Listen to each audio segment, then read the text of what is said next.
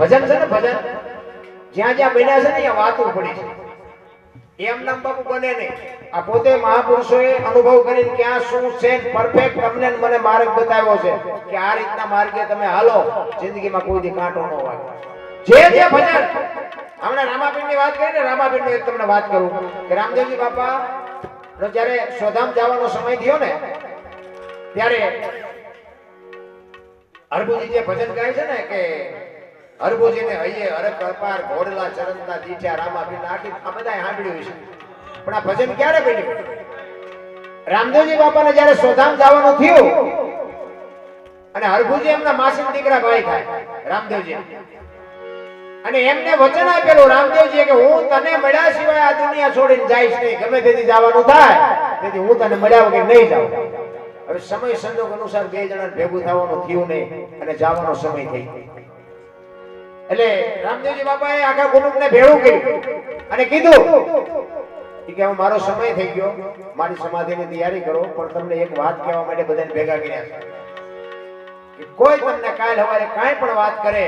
કે રામદેવજી બાપા આયા હતા કે આયા હતા, ગમે એ વાત કરે, પણ તમે સમાધિને ખોલવાની કોઈ વિચાર ન કરો.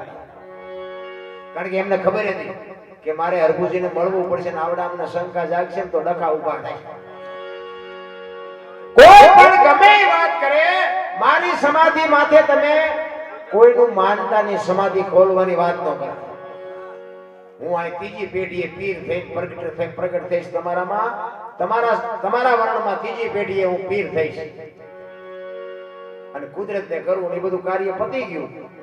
અને આ વાત ઉડતી હરભુજીના કાને પડી કે રામદેવજી બાપાએ સમાધિ લેવાઈ ગઈ. હરભુજી બાપુ માનતા નથી, ખોટી વાત કે બને જ નહીં. ઈ કે પણ રામદેવજી બાપા સમાધિ લીધી 3 દી થયા. ઈ કે પણ ઈ તો વચનનો પાકો માણસ છે, સિદ્ધ પુરુષ છે, મને કીધું છે મળ્યા વગર જઈશ ને, ઈ મને મળ્યો નથી ની જઈ જ ન હકે. કેવડો ભરોસો છે તમે વિચાર કરો. તમે અમને ફોન કર્યો કે આ તારીખે ભજન છે ને આવજો ને અમે ત્રીજા ઠેકાણે લઈ ગયા હોય, પણ તમને આમ ગળા સુધી ધરાવ હોવો જોઈએ કે દરબાર ભલામણા જીવતો હોય ત્યાં સુધી આવ્યા વગરનો રહે જ નહીં, એવું તમને પરફેક્ટ હોવું જોઈએ. 3 ઠેકાણે બાપુ તારીખ ખુલે બોલો. પછી કે મને ટાટિયા દુખે છે, મને દવાખાને દાખલ કર્યો છે, મારે દવાખાને દોડા હતા, બીજું કાંઈ ન હોય પણ 2000 રૂપિયા વધીને મળે એવું હોય. આ હાવ ખોટી રાન ના આ ઝાપામાં આવ્યા હોય માથા ઓળતા હોય ઉકડા ઉપર ઉભા ઉભા, પણ આપણે ફોન કર્યો કેટલેક છો તો કે હજી તો હું સુરતનગરથી નીકળ્યો છું, આ ઉકડે ઉભા હોય ભાઈ મરો ના. અમતા તમે બજારમાં ગમે ત્યારે નીકળો કોઈ તમારા સામે કોઈ બોલતું જોતું નથી. આ તમારું કામ છે, વહેલા મરો ને. પણ આ જીરવું બાપુ અઘરું છે. ભજન ગાવા કરતા કરવું અઘરું છે, કરવા કરતા સમજવું અઘરું છે, સમજવા કરતા જીવનમાં ઉતારવું અઘરું છે. જો જીવનમાં ઉતરી જાય ને તો જીરવું બધા કરતા અઘરું છે. સારું ગાતા હોય આપણે સીતારામ રામમાં માથું સીતારામ તો બોલ ફરી તું જવાનો, પણ એમ કે એમાં કઈક સહી કાંઈ નથી. રાવણ ને કંસ ને કૌરવ જેવા બાબુ ધોળીમાં રોળાઈ ગયા. આખી દુનિયાની તમારી અને મારી સંપત્તિ ભેળી કરો ને, એના એક જોડા જેટલી સંપત્તિ નથી એટલી લંકામાં રાવણ પાસે હતી. હરણા કંસ પાસે શું ખૂટતું હતું? કંસ બાપુ મથુરાનો રાજા હતો, ધારે કરે દુનિયા ધરતીના આકાશ ભેગું કરે એટલી શક્તિ હતી. બાપુ કુતરાને મોતે મરી ગયા. આપણું શું આમાં આવે? હું તો બધાને કહું હળો હળો હાલો ખોવાઈ જાઓ. અને આ ઠેકડા મેં ભરી દીધા છે ભાઈ, આ તમને આટલા મારી વરાળું ધીમા નીકળે છે. અને મેં આખી દુનિયા નકરા માર્યા છે એવું નથી, મારે કરીને ખાતો છે. નકરા માર્યા એવી વાત નથી કે આ કોકને 2 ફાટા માર્યા કોઈ મૂકે. અને માર ખાઈ તો ખબર પડે ને કે હામીને કેટલી પીડા થઈ છે. નકરા માર કરો તો ખબર પડે કે મારની પીડા કેટલી હોય. મારું ઇન્ટરવ્યુ મોબાઈલમાં જોજો મારું ઇન્ટરવ્યુ, આપણે ખુલાસાથી વાત કરી દેવાની. મને લખતરમાં પાણી ટાંકો લઈને ગયો તો બાઈઓ મારા વિરોધમાં હતી, તે પાણી ભરવા નહોતું દેતો. એટલે ગાયોનું પાણી રોટલા નહોતો ભરવા દેતો, દુકાળ હતો. અને બાઈઓ મને ગાયું દેતી જ હતી, કારણ કે મેં કીધું આ બાયું ભરવા દઉં તો ગાયું શું પીવે. એમાં એક ભાઈ મારે માથાકૂટ થઈ, પછી બધી બાઈઓ ભેગી થઈને મને હાંડે ઢીબી નાખી. વાહામાં તમે જો ટાંકા લેવું કેટલે ઘડા મૂકે,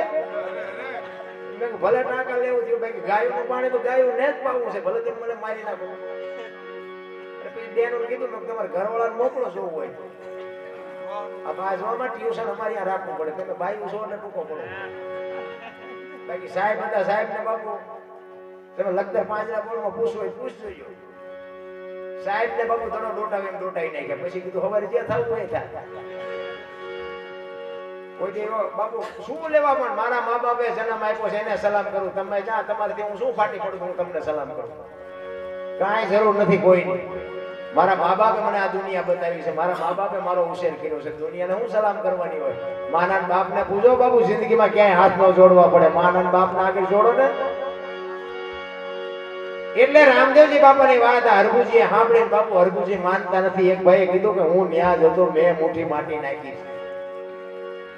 કે તોય હું માનું નહીં અને બાપુ અહીંયાથી ઘોડા ઉપર ચડીને આવે છે અને રણુજાના સીમાડે બાપુ રામદેવજી બાપા બેઠા છે ને એમના ઘોડા ચરે છે અહીંયા બાપુ હરભુજી આ ભજન ગાયેલું કે હરભુજીને હૈયે હરખ અપાર ઘોડલા ચરણતા દીઠ્યા રામા પીરના દુનિયા તો આવી વાતો કરે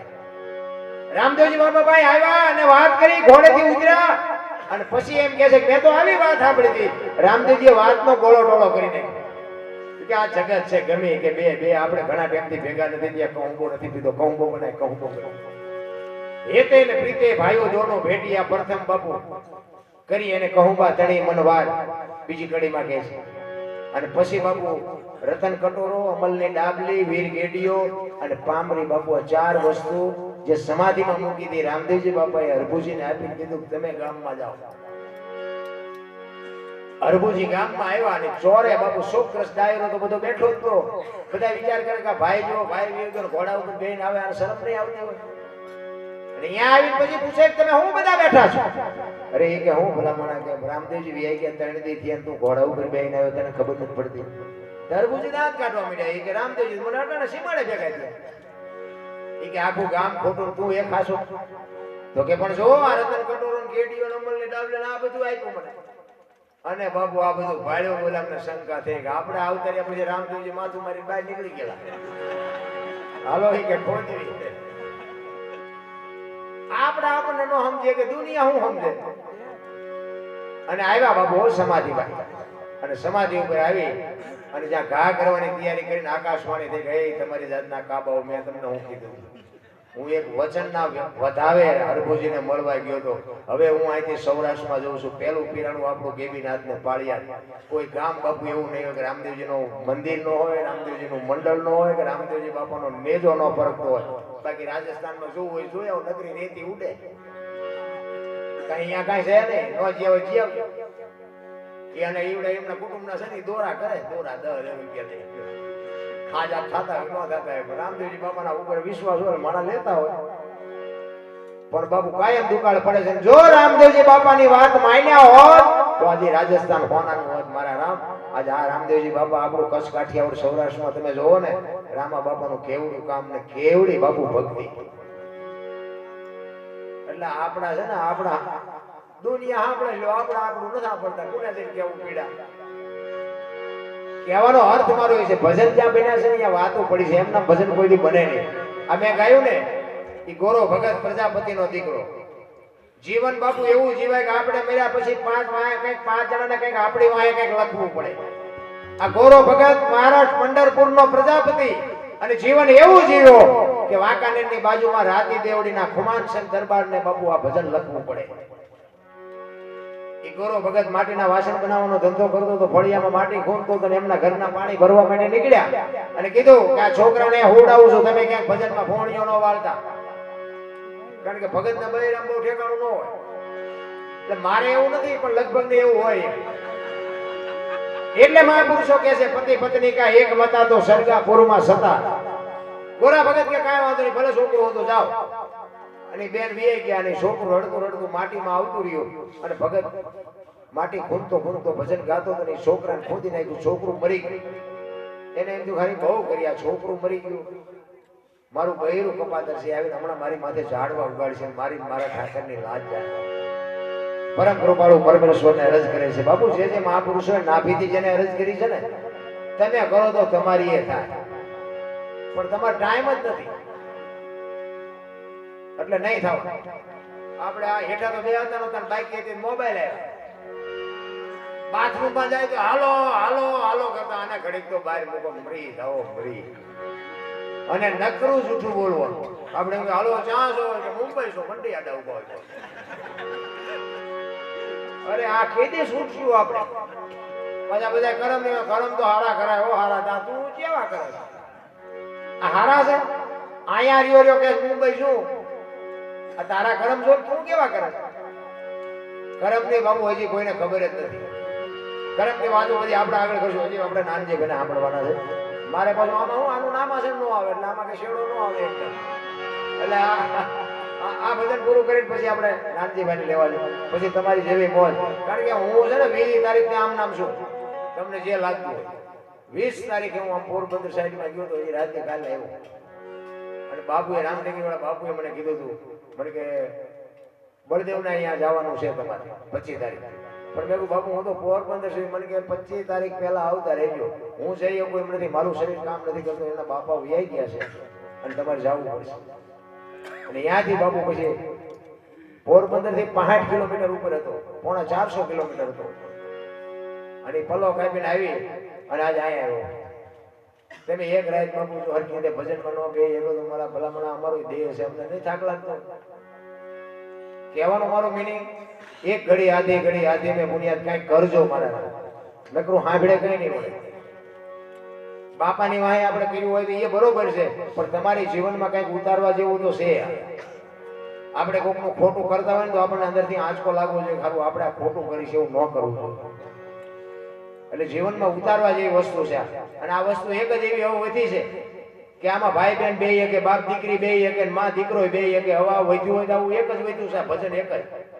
ટીવી સામું જોયા જેવું નથી પેપરમાં જોયા જેવું નથી બાકી દેતા મોબાઈલ આવ્યા આ મોબાઈલ તો બાપુ જો દુનિયામાં બાપ ને દીકરાના જો સંબંધ રહેવા દે ને તો તમારો ગુલામ થઈ જાવ 10 વર્ષ પછી આંપડજો જીવતા હોય